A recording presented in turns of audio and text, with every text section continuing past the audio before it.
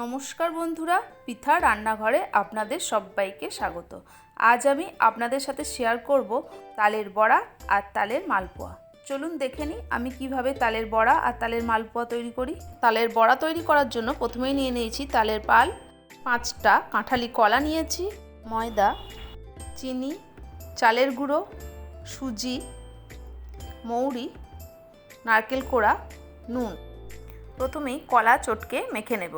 তারপর কলা একটি বড় বাটিতে নিয়ে তার মধ্যে দিয়ে দেব তালের পাল।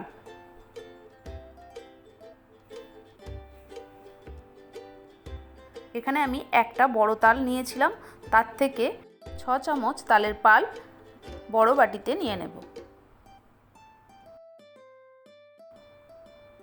তারপর কলা আর তালের পাল্প মিশিয়ে নিয়ে 2 চামচ দিয়ে দেব সুজি, 1 চামচ মৌরি, 4 চামচ চালের গুঁড়ো আর 8 চামচ ময়দা।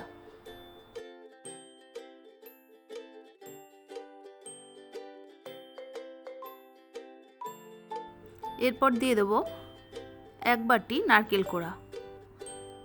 নারকেল কোড়া একটু বেশি পরিমাণেই দিলাম, আপনারা চাইলে কম দিতে পারেন, কিন্তু নারকেল কোড়া একটু বেশি দিলে আমার মনে হয় খেতে বেশি টেস্টি হয়।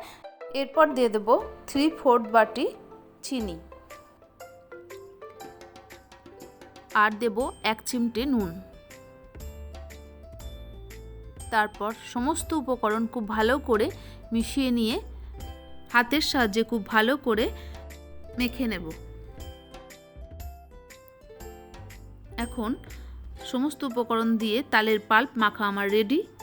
এরপর কড়াইয়ের মধ্যে তেল দিয়ে তেল গরম হলে তার মধ্যে তালের পাল্প বড়ার আকারে ছেড়ে দেব।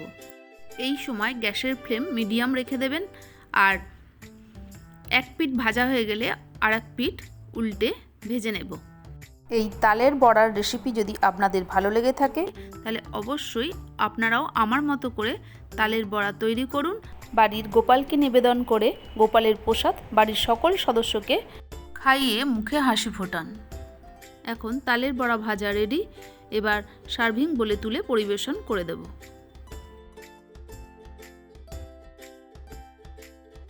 এরপর আমার দ্বিতীয় রেসিপি হচ্ছে তালের মালপোয়া।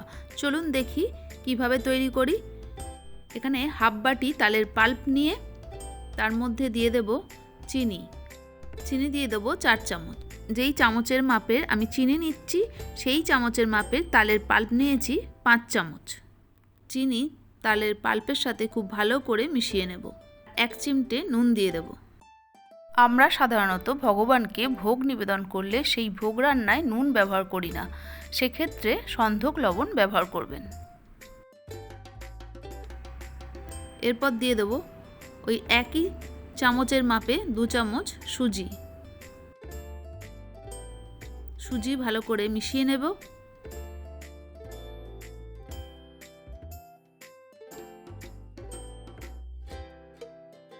ওই একই চামচের মাপে 3 চামচ দিয়ে দেব চালের গুঁড়ো।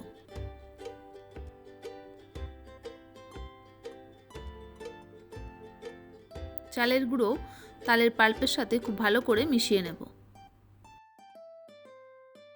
চালের গুঁড়ো ভালো করে মেশানো হয়ে গেলে ওই চামচের মাপেই 4 চামচ দিয়ে দেব ময়দা।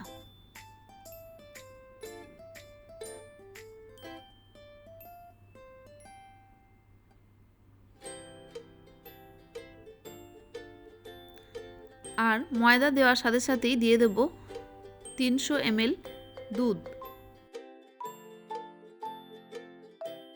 দুধ দিয়ে একটা পাতলা ব্যাটার তৈরি করতে হবে। প্রথমে অর্ধেক দুধ দিয়ে মেখে নিয়ে আরও অর্ধেকটা দুধ দিয়ে দেব। তারপর দুধ খুব ভালো করে মিশিয়ে নেব। তারপর দেখুন কতটা পাতলা ব্যাটার তৈরি হয়েছে। এইরকম একটা পাতলা ব্যাটার তৈরি করে নিতে হবে। এরপর ব্যাটার 5 থেকে 10 মিনিট ঢাকা দিয়ে রেখে দেব। 10 মিনিট পর ঢাকা খুলে ভালো করে নাড়াচাড়া করে নিয়ে কড়াইয়ের মধ্যে তেল দিয়ে মালপোয়া ভেজে নেব। দেখুন আমি কিভাবে কড়াইয়ের মধ্যে দিচ্ছি। এই অল্প তেলে আমি ভেজেছি, ডিপ ফ্রাই আমি করিনি, আমি হালকা তেলে ভেজে তুলে নিচ্ছি। এইভাবে আস্তে আস্তে প্রত্যেকটা মালপোয়া ভেজে তুলে নেব। এই মালপোয়া খেতে অসাধারণ টেস্টি হয়। একবার আমার মতো করে আপনারাও বাড়িতে তৈরি করুন। এই মালপোয়া আর তালের বড়ার রেসিপি যদি আপনাদের ভালো লেগে থাকে তাহলে অবশ্যই আমার এই রেসিপি দুটোকে লাইক, শেয়ার, কমেন্ট করে দেবেন আর অবশ্যই সাবস্ক্রাইব করবেন।